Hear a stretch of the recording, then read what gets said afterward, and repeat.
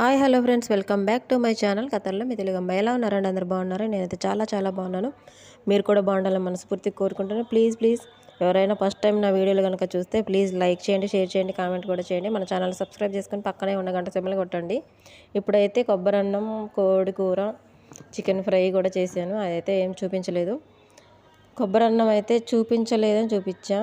ఇదైతే కొత్త ప్రాసెస్ చేసాం. టమాటాలు, ఉల్లిపాయ కట్ చేసుకొని జీడిపప్పు కూడా వేసి, ఒక పచ్చిమిర్చి వేసి, ఒక 2 ఎల్లుల్లిపాయలు, ఒక అల్లం ముక్క వేసి, కొంచెం పసుపు వేసి, వాటర్ వేసి ఉడకబెట్టా. చికెన్కి అయితే ఉప్పు, కారం, మసాలా అన్నీ పట్టించేసి పక్కన పెట్టేసా. అల్లం మాత్రం వేయలేదు.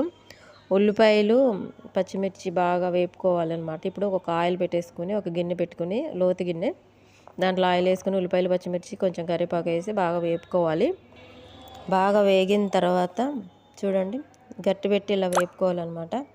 వేగిన తర్వాత కొంచెం కరివేపాకు వేసుకున్నాం కదా, అది ఫ్లేవర్ పడుతుంది అనమాట మంచిగా. ఇప్పుడు ఫ్రెష్గా తురుముకున్న అల్లం వెల్లుల్లి పేస్ట్ వేసేసా. తురుముకోవాలి. నేను అది ఉల్లిపాయలు మగ్గించేటప్పుడు కూడా ఒక చిన్న అల్లం చిన్న ముక్క మీద వేసాను. ఇందులో కూడా కొంచెం అల్లం తురిమేసి, అల్లము వెల్లుల్లి పేస్ట్ వేసాను అనమాట. మెత్తగా పేస్ట్ పట్టలే, తురుముకొని వేసాను. వేస్తే బాగుంటుంది. నాకైతే ఇట్లా నచ్చుతుంది అనమాట. మీకు కూడా నచ్చితే ట్రై చేయండి, చాలా బాగుంటుంది. చికెన్ ఇప్పుడు మనం అన్నీ కలిపి పెట్టుకున్నాం కదా, మ్యాగ్నేట్ ఏదో అంటారు, నాకైతే రాదు. ఇందులో వేసేసుకోవాలి. నేను లెగ్ పీసులు తీసి పక్కన పెట్టి ఫ్రై చేసాను. ఇందులో మామూలుగా ఏ ముక్కలు ఉన్న ముక్కలు మాత్రమే వేసి పులుసు పెట్టాను అనమాట. అది అన్నంలోకి బాగుంటుందని. కొబ్బరి అన్నంలో చికెన్ కూర సూపర్ అదిరిపోతుంది. కర్రీలాగా ట్రై చేశాను నేను ఈరోజు, చాలా బాగా వచ్చింది. నచ్చితే మీరు కూడా ట్రై చేయండి. చాలా సింపుల్ ప్రాసెస్, ఈజీగా అయిపోతుంది, టేస్ట్ కూడా అదిరిపోతుంది. నేను భయపడుతూ చేసాను, చాలా బాగా వచ్చింది. పర్వాలేదు, మనం కూడా చేయొచ్చు అనే ఒక హోప్ వచ్చిందనమాట. నచ్చితే ప్లీజ్ లైక్ చేయండి, షేర్ చేయండి, కామెంట్ చేయండి. ప్లీజ్ కొత్తగా ట్రై చేసే వాళ్ళకి, మాలాంటి వాళ్ళకి అవకాశం ఇవ్వండి. ఇప్పుడైతే కొబ్బరి తురిమి పెట్టేసింది అక్క. ఇప్పుడు తురిమేసిన కొబ్బరిని వాటర్ వేసి మిక్సీ పట్టేసుకోవాలన్నమాట. మిక్సీ పట్టేసి మనకి ఎంత పాలు కావాలో అన్ని పాలు తీసేసుకొని, అన్నంకి కావాల్సిన ఎన్ని బియ్యం పెట్టుకుంటామో అన్ని పాలు తీసి పెట్టుకోవాలన్నమాట. ఇంకా అన్నీ అయితే ఇక్కడ రెడీ అవుతుంది. ఇంకా చికెన్ అయితే ఉడికిపోయింది చూడండి. ఇప్పుడు మనం మిక్సీ పట్టుకున్న పేస్ట్, అదే టమాటాలు, పచ్చిమిర్చి ఒకటి, ఉల్లిపాయలు, జీడిపప్పు, అల్లం ముక్క, వెల్లుల్లిపాయలు 2, కొంచెం పసుపు వేసి మిక్సీ పట్టి పెట్టాను. ఉడికిచ్చి పక్కన పెట్టి మిక్సీ పట్టేసాను. అది ఇప్పుడైతే చికెన్ ఉడికిన తర్వాత బాగా ఫ్రై అయిపోయింది అనిపించుకునే టైంలో ఇది వేసేయాలన్నమాట. నేనైతే ఉప్పు, కారం, పసుపు అన్నీ ముందుగానే ఉడికించేటప్పుడు పెట్టేసుకున్నా. నాకు అంతా సరిపోయింది. ఇంకా అది బాగా ఉడుకుతూ ఉంటుంది. పక్కన ఇక్కడ అన్నం ప్రాసెస్ చూద్దాం. కొంచెం ఆయిల్ వేసుకొని, కొంచెం బటర్ వేసుకున్నాం. నెయ్యి ఉంటే నెయ్యి వేసుకోండి, బాగుంటుంది. ఇంకా మనకి మసాలా దినుసులు ఎక్కువ అవసరం లేదు. ఒక 2 మొగ్గలు, చిన్న దాల్చిన చెక్క, యాలకులు సరిపోతుంది. 2 బిర్యానీ ఆకులు వేసా. చిన్న ఉల్లిపాయ, 4 పచ్చిమిర్చి ఎక్కువ వేసుకోండి, బాగుంటుంది. తర్వాత అల్లం వెల్లుల్లి పేస్ట్ చిన్న చెంచాడు సరిపోతుంది. దీనికి మసాలాలు ఏమి ఎక్కువ అవసరం లేదు, కానీ బాగుంటుంది. పుదీనా, కొత్తిమీర ఎక్కువ వేసుకుంటే చాలా బాగుంటుంది.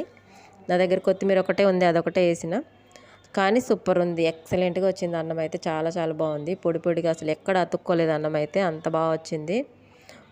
ఒక గ్లాసుకి గ్లాసున్నరే పెట్టా వాటర్, అదే పాలు, అయినా కూడా బాగా వచ్చింది. బియ్యం బాగా 2-3 గంటలు నానినాయి అనమాట. అందుకనేసి బియ్యం ఎక్కువ నానితే తొందరగా మంచిగా పుల్లలుగా వస్తుంది అన్నము. పువ్వులే ఇంకా అసలు ఎంత బాగుందో. కొత్తగా నేర్చుకునేటోళ్ళు కూడా నేర్చేసుకోవచ్చు అనమాట, వండొచ్చు. ఇంకా పాలు అయితే వేసేసుకున్నా. ఒక గ్లాసు బియ్యానికి గ్లాసున్నర పాలు తీసుకున్నాను అనమాట. మనకు కరెక్ట్గా సరిపోతుంది. నేను ఉప్పు వేసుకున్నా, పొంగు వచ్చేసింది చూడండి. ఇంక ఇప్పుడు అయితే బియ్యం నానబెట్టినవి వడగట్టేసి వాటర్ అంతా తీసి బియ్యం ఇందులో వేసేసుకోవాలి. వేసరికి అయిపోయింది కదా. చాలా మంచి ఫ్లేవర్ వస్తుంది. ట్రై చేయండి. కొత్తగా ట్రై చేసే వాళ్ళకి ఈజీగా చేసేయచ్చు. కొబ్బరి తురుము వేసుకుని దాంట్లో పాలు తీసేసుకుని, ఒక గ్లాసు బియ్యానికి, బాస్మతి బియ్యం అయితే ముందుగా నానబెడితే గ్లాసున్నర సరిపోతుంది. అదే ముందు నానబెట్టకపోతే 2 గ్లాసులు పడతాయి అన్నమాట. ముందు నానబెట్టాం కాబట్టి తొందరగా ఉడికిపోతుంది. ఇంకా మనకైతే అన్నం ఉడికిపోతుంది.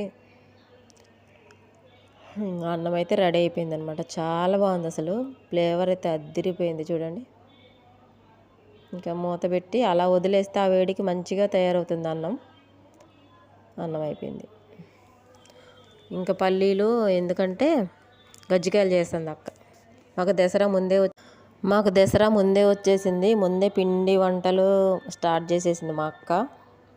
పల్లీలు కేజీ పల్లీలు 3/4 కేజీ ఉంటాయి అనుకుంటా, కేజీకి పైనే ఉంటాయో తెలీదు, వేసేసి వేపుతుంది. సన్న మంట పెట్టి వేపుతుంది. ఇది ఇక్కడేమో మైదా పిండి తీసుకున్నాం. మొన్న గోధుమ పిండితో చేసింది, అస్సలు బాగా రాలేదు.